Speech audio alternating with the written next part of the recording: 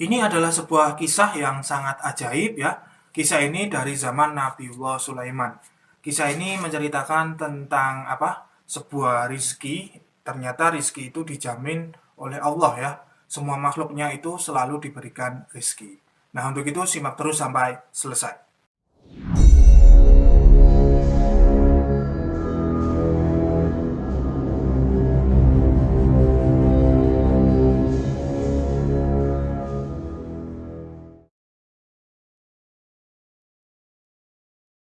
Bismillahirrahmanirrahim. Assalamualaikum warahmatullahi wabarakatuh. Alhamdulillahirrahmanirrahim. Assalatu wassalamu ala asrafil anbiya wal mursalin wa ala alihi wa sahbihi ajma'in amma ba'du. Allahumma shalli ala sayyidina Muhammad wa ala ali sayyidina Muhammad. Rabbi shrah li sadri wa yassir li amri wa hlul 'uqdatam min lisani yafqahu qawli. Raditu billahi rabba wa bil islami dina wa bi Muhammadin nabiyya wa rasulah. Rabbi zidni ilma warzuqni fahma. Amin. Selamat berjumpa kembali para pemirsa sekalian, para viewer ataupun subscriber channel Spiritual 21 Investigasi Supranatural Tanpa Batas dimanapun Anda berada. Semoga dalam keadaan sehat dan dalam lindungan Allah SWT. Nah, kali ini kita akan mengetengahkan sebuah kisah yang sangat ajaib sekali. Kisah ini dari zaman Nabi Sulaiman alaihissalam. Nah, silahkan simak kisahnya sampai selesai karena di dalamnya mengandung hikmah yang sangat besar sekali. Mari kita mulai. Pada suatu ketika, Nabi Sulaiman itu menerima sebuah wahyu dari Allah SWT ya. Kurang lebih bunyi wahyu tersebut adalah seperti ini. Keluarlah ke tepi laut, di sana Anda dapat melihat sesuatu yang ajaib. Nah, setelah mendapat wahyu itu, kemudian keluarlah Nabi Sulaiman itu bersama rombongan ya. Rombongan Nabi Sulaiman itu bukan hanya manusia, tapi beliau karena bisa menundukkan jin, maka rombongannya terdiri dari jin dan manusia ya, seperti itu. Dan ketika telah sampai di tepi laut, ia menengok ke kanan dan ke kiri itu tidak melihat apa-apa. Maka ia menyuruh jin ifrit itu untuk menyelam ke laut ya, untuk membawakan sesuatu yang ada di dalam laut tersebut. Maka kemudian menyelamlah jin yang pertama, yaitu jin ifrit. Kemudian setelah menyelam beberapa saat, lalu kembalilah jin ifrit tersebut dan jin itu berkata, "Saya telah menyelam dalam jarak sekian, tetapi belum mencapai dasar laut dan tidak menemukan sesuatu yang ajaib."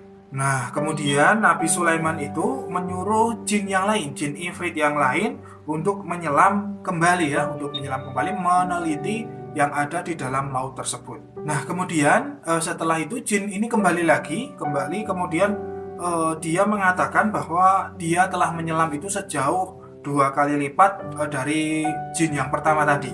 Kemudian jin ifrit ini tidak menemukan apapun, pemirsa. Kemudian Nabi Sulaiman menyuruh satu orang lagi, yaitu yang bernama Asif bin Barkhia.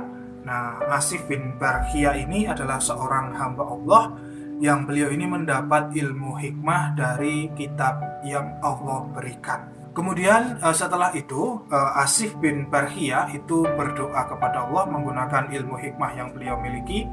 Kemudian segeralah tiba itu suatu kubah yang terbuat dari kapur putih ya. Kemudian kubah itu pintunya ada 4. Pintu yang pertama itu dari intan ya, dari permata intan. Kemudian pintu yang kedua dari permata yakut. Kemudian pintu yang ketiga dari mutiara. Pintu yang keempat itu dari zabarjat yang hijau. Semua pintu-pintu terbuka, tetapi tidak setetes pun air dapat masuk ke dalam kubah tersebut, pemirsa. Dan yang paling ajaib, ternyata di dalam kubah tersebut yang tadi ada di dasar laut kemudian muncul ke permukaan ya setelah didoakan oleh Asif bin Barkhia. Di dalamnya itu ada seorang pemuda yang sangat tampan rupanya, pemirsa. Pemuda itu pakaiannya sangat bersih ya. Nah, pemuda itu sedang bersembahyang di dalam kubah tersebut, pemirsa. Terus kemudian masuklah Nabi Sulaiman ke dalam kubah itu, lalu memberi salam kepada pemuda itu, dan kemudian beliau Nabi Sulaiman itu bertanya, "Mengapa Anda tinggal di dasar laut, wahai pemuda?" Maka pemuda itu menjawab, "Ya Nabiullah, dahulu itu ayahku seorang yang lumpuh dan ibuku itu seorang yang buta. dan aku melayani kedua orang tuaku tersebut, yaitu selama kurang lebih 70 tahun. Kemudian ketika ibu meninggal dunia, itu ibu berdoa, "Ya Allah, lanjutkanlah umur putraku dalam ketaatan kepadamu." Dan ketika ayah itu mati, kemudian ayah berdoa, "Ya Allah, jadikanlah putraku tetap taat kepadamu di tempat yang tidak dapat diketahui oleh syaitan." Nah, kemudian setelah orang tuaku tersebut meninggal keduanya, aku keluar ke tepi laut ya. Tiba-tiba melihat kubah ini, wahai Sulaiman. Maka aku langsung masuk di dalamnya untuk mengetahui apa yang ada di dalam kubah tersebut. Nah, tiba-tiba datang malaikat membawa kubah ini dan menempatkannya di dasar laut. Lalu kemudian ditanya lagi oleh Nabi Sulaiman ya, "Anda itu hidup di zaman siapa?" Kemudian jawab pemuda itu, "Saya hidup di zaman Nabi Ibrahim alaihissalam." Nah, perkiraannya itu waktu itu umurnya sekitar 1400 tahun. Tetapi tidak ada satupun uban yang ada di rambutnya, pemirsa. Lalu kemudian Nabi Sulaiman bertanya lagi, "Bagaimanakah cara makan dan minummu?" Kemudian jawab pemuda tadi, "Wahai Sulaiman, tiap hari datang burung membawa makanan itu sebesar kepala orang. Maka aku makan dan dapat merasakan semua makanan yang ada di dunia ini. Sehingga saya merasa kenyang dan puas. Hilang semua lapar, haus, panas, dingin, dan tidur atau jemu ataupun malas." Lalu kemudian Nabi Sulaiman bertanya kembali, "Sukakah kamu tinggal bersama kami atau akan kami kembalikan ke tempatmu semula?" Kemudian pemuda itu berkata, "Kembalikan aku ke tempatku ya Nabi Allah Sulaiman." Maka kemudian Nabi Sulaiman itu menyuruh Asif untuk mengembalikannya, pemirsa. Kemudian setelah itu Asif bin Barkhia berdoa kepada Allah dengan asmanya, lalu kembalilah kubah itu ke dasar laut.